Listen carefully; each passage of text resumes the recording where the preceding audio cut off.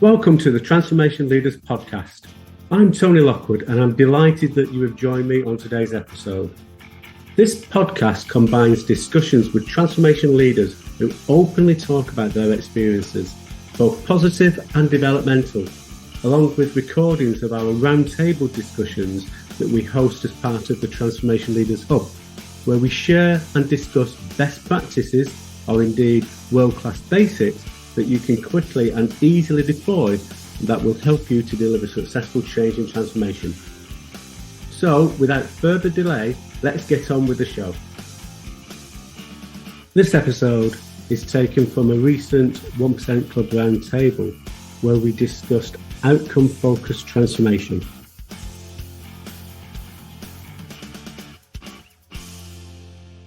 So good morning, everybody. Welcome to this latest 1% Club Roundtable. Today's session came about after a conversation I was having with a potential client last week. And the conversation was, we've got a lot to do, and we're pretty clear about where we want to get to. But actually the journey from where we are to where we want to get to, we're absolutely unclear about, and we've not got that much experience of driving large scale transformation. So what would your approach be? And I started to talk about the subject of today's session, something I sort of started to call outcome focused transformation, and specifically the planning approach to that. And I thought, given the response that I had from this organisation and the client within this organisation, it was probably something to share through the roundtable. So without further ado, let me share my screen, and we can show you a little bit about what I'm talking about. Oh, wait just 1 second.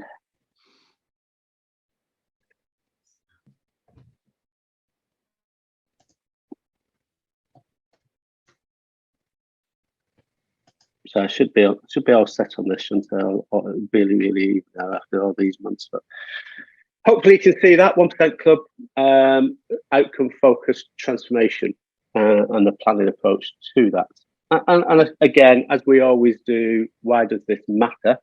Well, I think the more that we can, as organisations and as advisors to organisations, the more that we can help them to provide, gain absolute clarity around what they're trying to achieve, the vision, and their objectives for the transformation.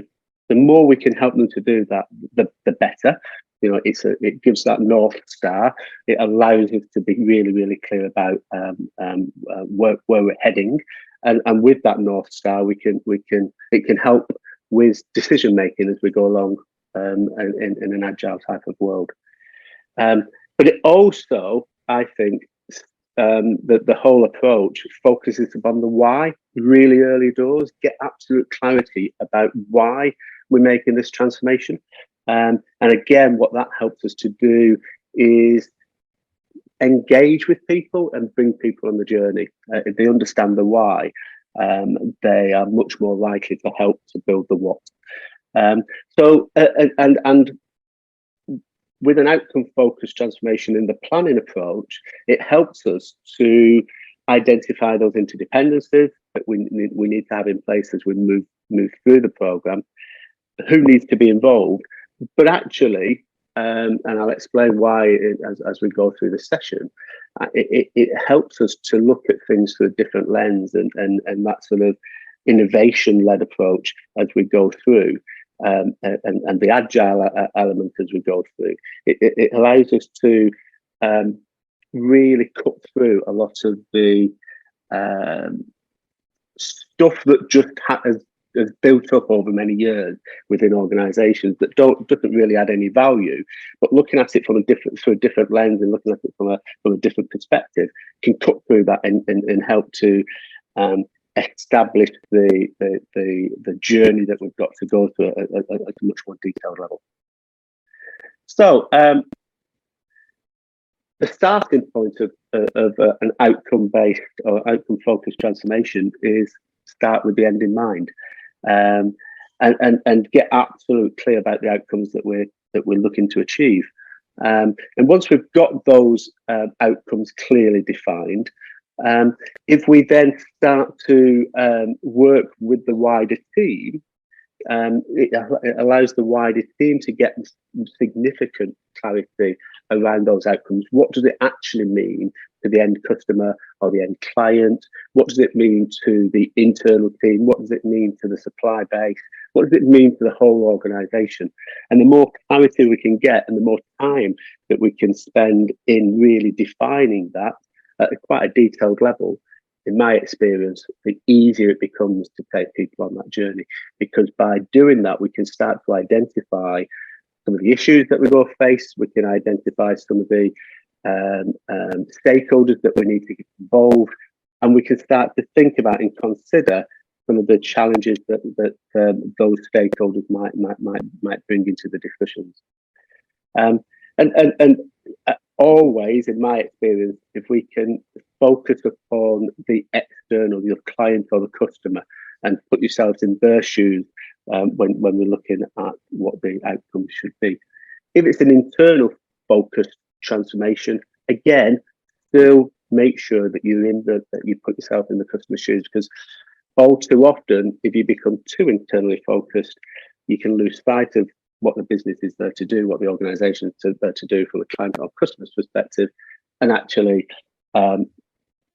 the business ultimately starts to fail or doesn't achieve anywhere near its objectives.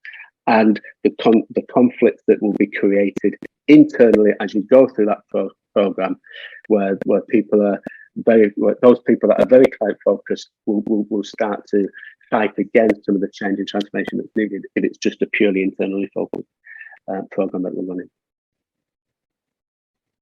So the second element is, once we've got that clarity about the outcome, let's get absolute clarity around the why, because the why is always more important than the what. And the why is the thing that will drive people to take action. It will help you to engage all the key stakeholders, all the team members, to drive towards this why. And if there isn't that real passionate understanding of the why, the likelihood is people will start to not necessarily fight against it, but just not be supportive of it. If they can't buy into that why, they probably won't be supportive of it. I go back to a program I got involved in many years ago with one of the big national infrastructure businesses, and we were struggling to get people engaged. And after about 6 months or so, and I sat down with a small team of mid managers and some senior managers, and just asked the question, like, why are people not moving forward? Why are people not engaging with what we're trying to do? And their response was that, we've just had, the last 6, 7, 8 years of constant change, and we know, and history tells us, if we keep our head down for 6 months or so, you'll go away, and another initiative will kick off again. And once we were clear about that and could really then focus upon the why and the reasons why the organisation needed to change, we were able to turn that around. So, as I said at the end of this slide, really, the why provides the passion that will drive the action to deliver the what. And people are driven by passion. We've got to get people at the emotional level to help us to move things forward. The third aspect is, once you've got that real clarity on what the outcomes are, and you've got a real understanding of the why, in terms of the planning process, work backwards. All too often, when we sit down and look at the plan, we say, we're here, we've got to get to there, and we work from left to right. We start to look at, what do we need to do today, tomorrow, the next day. Actually, in terms of a planning process, I like to work at the end and work backwards. So start with the end in mind and work backwards, and really start to look at, to achieve that final outcome, what's the thing that we need to have in place immediately before we achieve that? And then keep just working backwards and working backwards. And if you, by doing that and getting clarity on each of the key steps, it starts to identify the dependencies, it starts to identify the risk, it starts to identify the people that you need to get involved at different stages. And actually, this sort of view of getting clarity on each of the critical sort of milestones, when you're looking at it from the other perspective, you can start to think about things with an innovation lens and start to, and question why organisations are doing what they're doing, or why have they done what they've done in the past. So start with the end in mind and work backwards and start to identify those key preceding steps that you need to have in place before you can make that ultimate leap. The fourth one, not surprisingly, is rinse and repeat until you get all of the key aspects in place to where you are now. And when I say all of the key aspects, I'm not talking about a 10,000 line plan here. I'm talking about getting to a stage where you've got some high level milestones in key phases of development, but at each one of them, it's the key question is, what do I need to have in place immediately prior to being able to achieve that next outcome? And again, if you start to do that, things will naturally start to group together, and they could be individual projects, they could be individual work streams, but you start to pull things together and start to get a much more visible understanding of where you are now to where you want to get to and the routes that you're going to have to take. The final bit is once you've got that high level milestone plan, then be very agile as you work towards delivering it, because all too often you enter into something, and if you're not careful, the planning process can take on a life of its own. And we all know that, as soon as you put a plan to a paper, the day after it's out of date because stuff happens. So we have those key milestones, have those absolute clarity on those interim outcomes that you need to have in place, but be quite agile about what you need to do to get to those. And as you move forward, it helps you to take into account everything that's going on, all the stuff that we don't know about today, the stuff that's happening from an external perspective. That sort of having that agility in delivering each of the individual outcomes is a critical success factor, I believe, and certainly in the stuff that I've been involved in. It just helps engage with people. It helps to start moving people along the journey with an absolute clear why, a clear understanding of the why, and a clear understanding of the outcomes. But it allows you to focus upon the individual milestones, the individual outcomes that we need to have in place.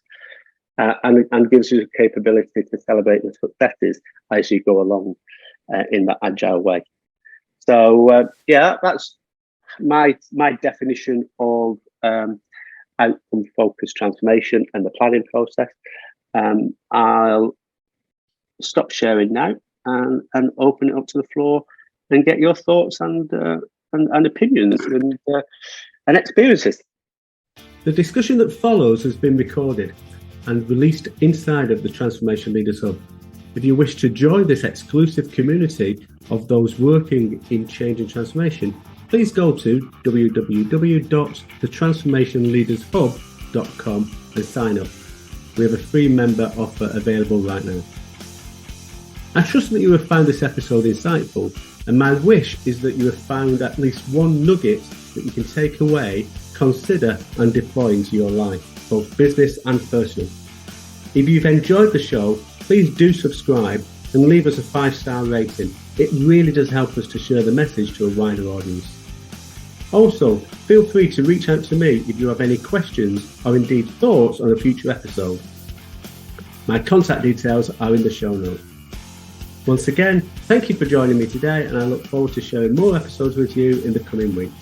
Bye for now.